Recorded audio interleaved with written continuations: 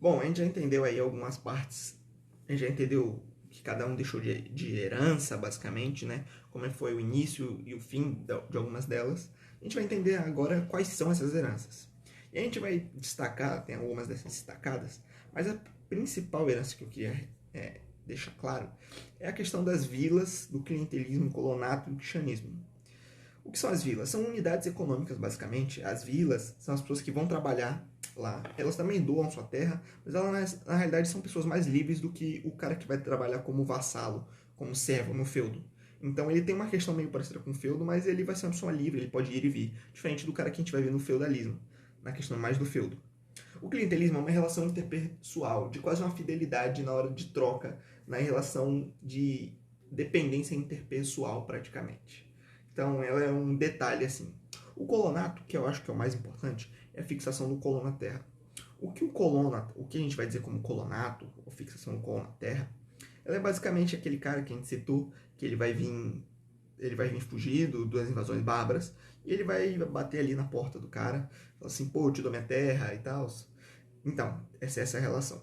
O cristianismo, como tem essa dito aí o quarto, o cristianismo, você viu, o cristianismo tá nos francos também, tá sim nos francos, mas o cristianismo vem como a principal herança dos romanos, tá?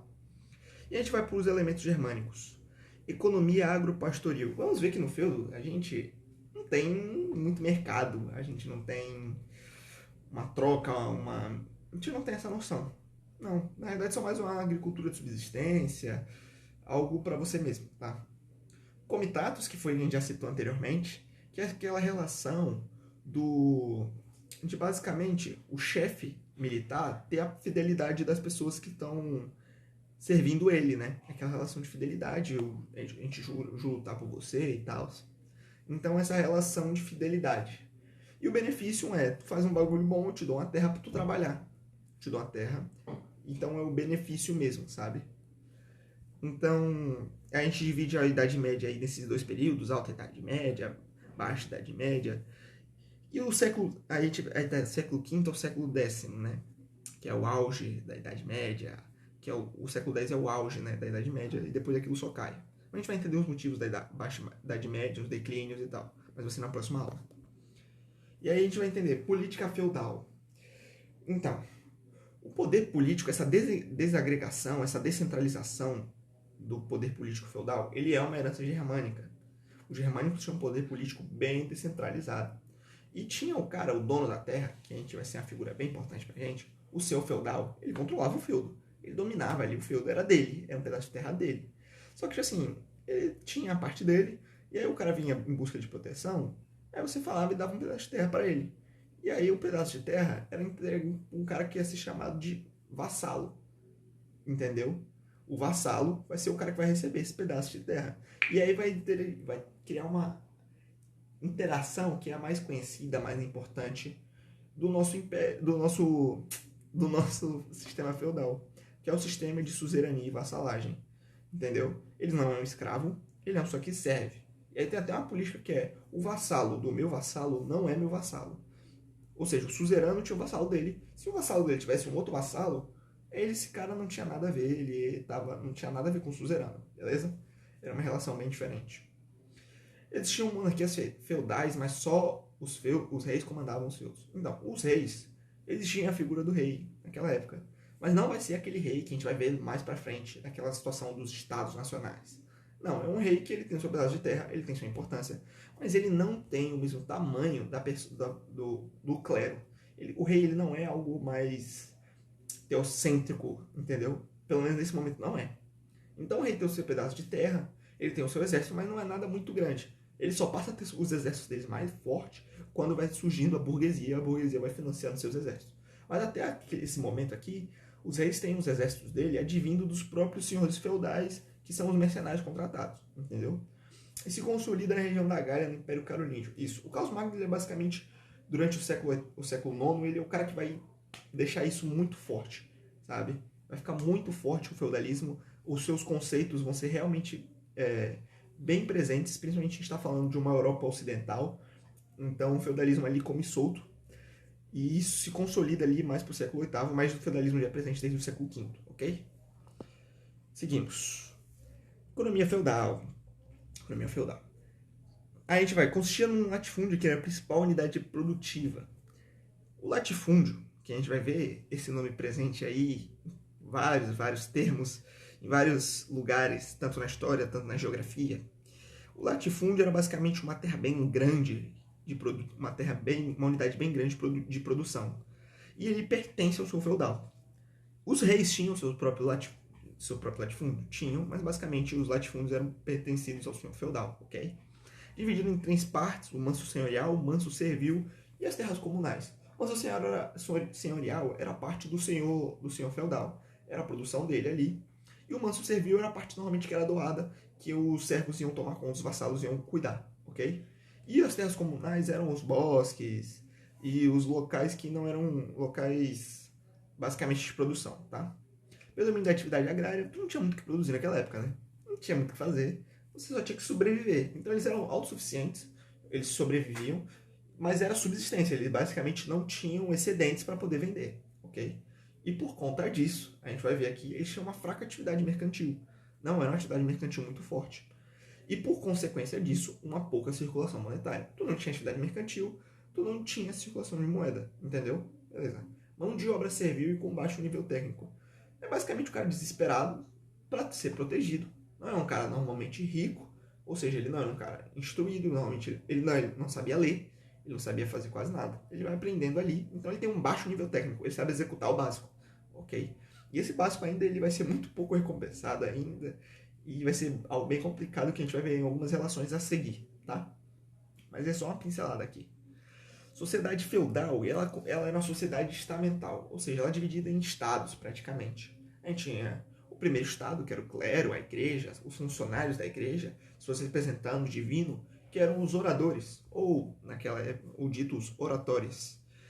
O segundo estado é a nobreza. A nobreza que a gente vai ver aí, que eles são bem presentes, vão ficar bem presentes durante todo esse tempo e ainda mais lá para frente, depois do fim da Idade Média, eram as pessoas ligadas aos reis, os príncipes, marqueses, os títulos de posse, assim, então os duques, enfim. Eram os proprietários de feudos, mas eles tinham função de lutar, eles eram os belatores ou belatores, as pessoas que lutavam. Tanto que a gente vai ver ali esse nome Bellator, você provavelmente já viu no UFC, que é o UFC Bellator e tal. Então, é isso aí, de quem luta, de guerreiro. E aí tem o terceiro estado, os servos, os camponeses, os despossuídos de terra. Eles tinham a função de basicamente o quê? Trabalhar. Trabalha e pronto, acabou. E eles eram os laboratores. Eles eram o pessoal do labor, da labuta, que trabalham, né? Eles vão ser as pessoas que sustentam basicamente toda essa dinâmica. Eram sociedades estamentais, ou seja, o critério onde você ficava, se você era clero, se você era nobreza, se você era servo, era onde você nasceu. Tu é filho do clero, tu vai ser do clero. Tu é descendente da nobreza, tu vai ser nobre. Tu nasceu de um servo, tu vai ser servo. Não adianta. Não tinha ascensão social, nem descendência, não existia isso. Era uma servidão mesmo. Era uma situação de tu nasceu aqui e tu vai morrer aí, entendeu? Uma profunda desigualdade social, realmente muito, muito gritante, né? O sistema de servidão, isso era de vassalagem, que a gente já citou, né? Da pessoa que você basicamente deve favores, assim, a pessoa que te deu proteção. Então, seguimos. Obrigações de serviço. Isso aí é uma coisa que cai bastante na SpaceX. Precisa saber isso aí. Que são essas obrigações de serviço e o que cada uma delas tem a ver. E o que cada uma delas acontece e tal, mas eram coisas bem comuns. Corveia. Era um dia de trabalho gratuito na terra do senhor. No manso senhorial dele. Tu vai pegar um dia da tua semana para trabalhar lá, entendeu? Tu tem que dar um trabalho lá direto, você não vai ganhar nada em troca. É só por ele ter te dado aquela terra. Tu vai trabalhar na dele, naquele dia, beleza? Talha. A divisão da produção servil. Todo o teu valor ali, tudo que você produziu, vai ser dividido entre as instâncias do seu manso, entendeu? Vai ser dividido, não existe nada para você. As banalidades. Os instrumentos que você usa, forno, qualquer coisa, a enxada, não são coisas suas. É o cara que te deu, o senhor feudal que te deu. Então tu vai pagar por isso. Era essa a lógica. Captação era o imposto pago por cada servo, por cada cabeça. Capto vem de cabeça. Então os impostos eram individualizados. Então era o imposto que cada um pagava o seu. Tostão de Pedro. A gente já vai vendo aí que uma presença católica bem forte, que era o imposto que você pagava pela manutenção da capela. Você pagava um imposto para manter essa capela, beleza? Mão morta. Imposto para, tipo assim, você tinha a tua herança, é basicamente o imposto sobre herança. Tu tinha que pagar para poder essa herança ir pro seu herdeiro, ok? Ela não vai de graça. O teu lote de terra, no caso, que é a herança. For marriage, que se você olhar para o inglês, tá escrito para o casamento. Que é o imposto para se casar. Tu pode usar isso para lembrar, né? Que é o imposto para se casar. Para tu casar, tu tem que pagar um imposto. Não é simples assim. E aí a gente vai aqui do albergagem, dever de oferecer hospedagem aos nobres. Isso vem lá daquela questão do colonato, da fixação, do colono na terra. A gente vai ver isso. São heranças, né? É uma herança bem direta. Essa relação é advinda da união, né? Dos traços germânicos e dos traços romanos. E a gente vai ver algumas características de quem é o suzerano, quem é o vassalo e o que acontece de cada um. Aqui, o suzerano era quem doava a terra. O suzerano era o cara que tinha um pedaço de terra e aí ele recebia o trabalho do cara em troca. Ele protegia o cara, mas o cara ele tinha que dar o trabalho dele em troca. O vassalo é quem recebia o feudo e aí ele tinha que servir militarmente. Ele tinha que, se o suzerano ele fosse sequestrado, ele tinha que ir lá e pegar o cara de volta. Ou seja, era um trabalho bem complicado. Homenagem, juramento de fidelidade do vassalo ao seu suzerano. Lembra daquela relação que a gente falou, do comitatus? Então, essa relação volta aqui mais uma vez, a relação da fidelidade do vassalo ao seu suzerano.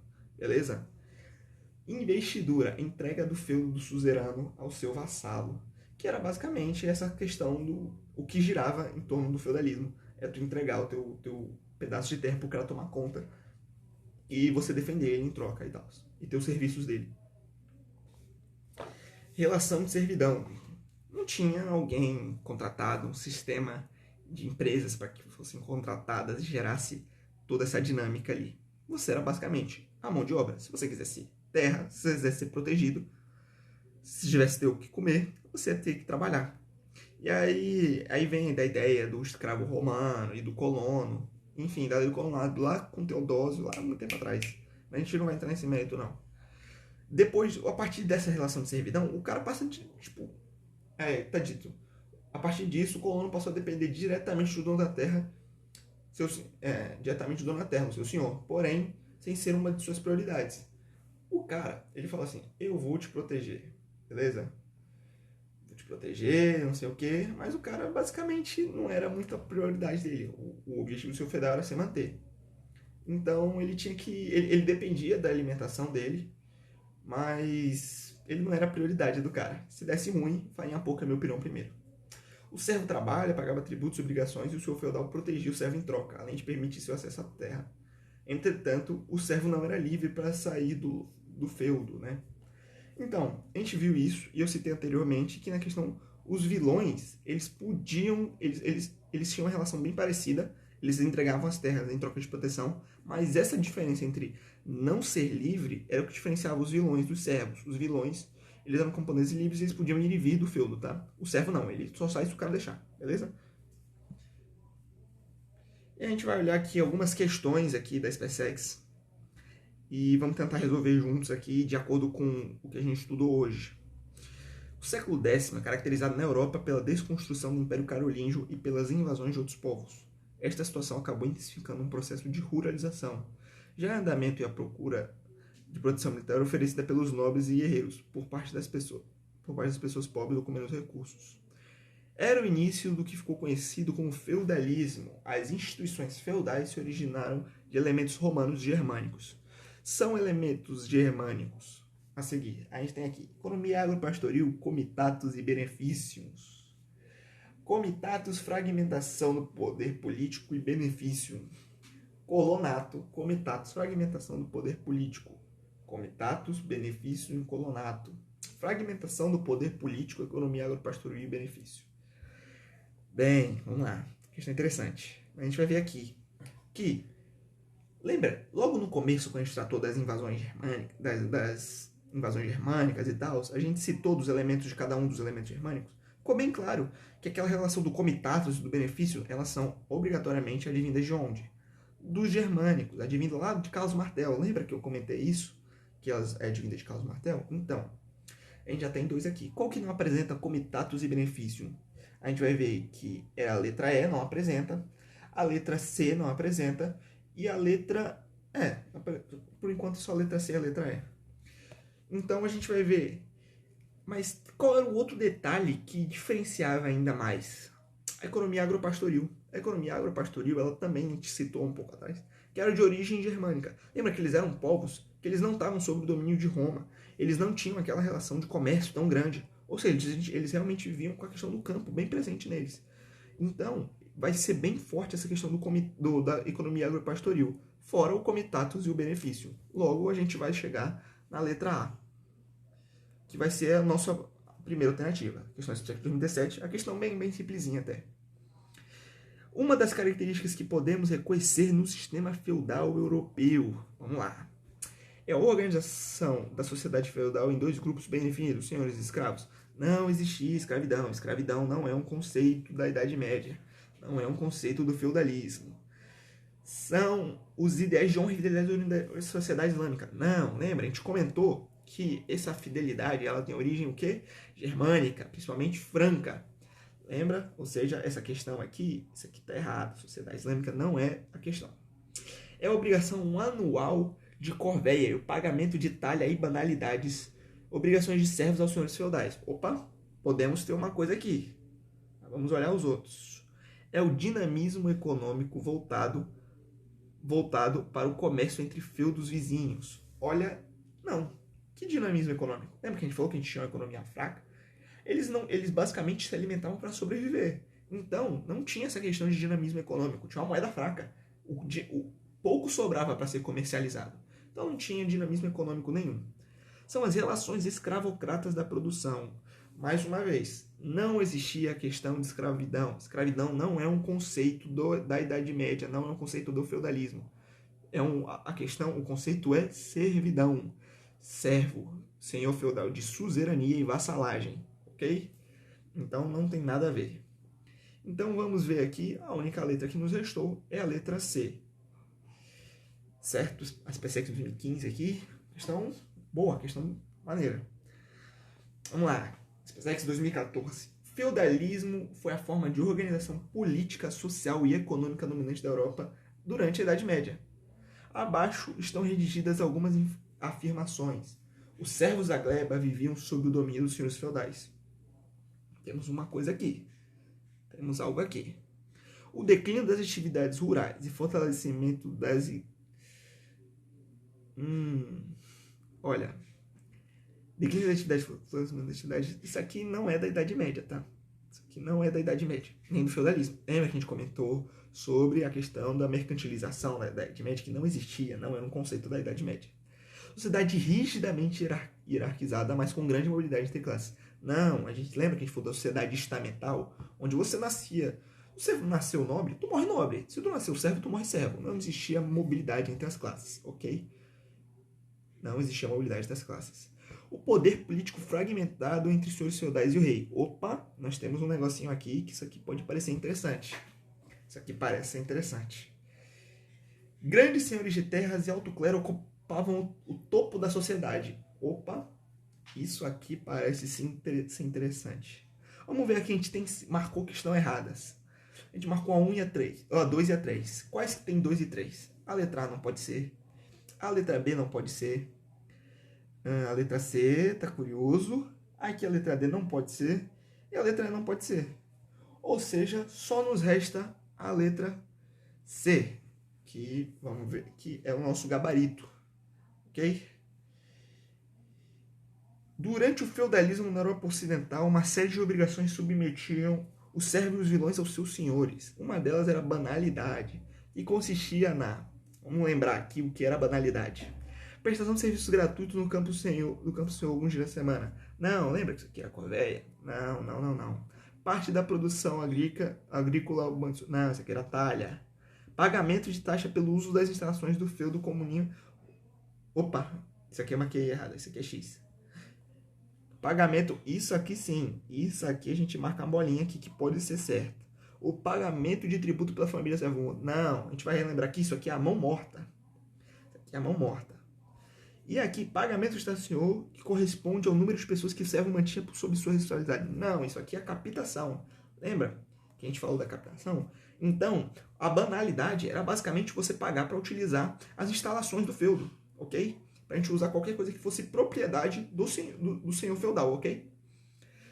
Então, é a letra C mais uma vez. Coincidência ter sido tudo a letra C. Juro que não foi de propósito na hora que eu montei, tá? Mas assim, aqui nós damos fim à nossa apresentação. Espero que vocês tenham gostado. Foi minha primeira aula. Confesso que estava um pouquinho nervoso aqui. Mas vai ter um corte aí no meio, durante uma parte, porque bugou a câmera. Mas espero que tenham gostado.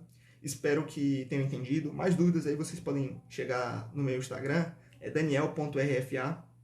E só falar comigo. Críticas positivas, construtivas estão sempre bem-vindas. E é isso. Muito obrigado. Valeu!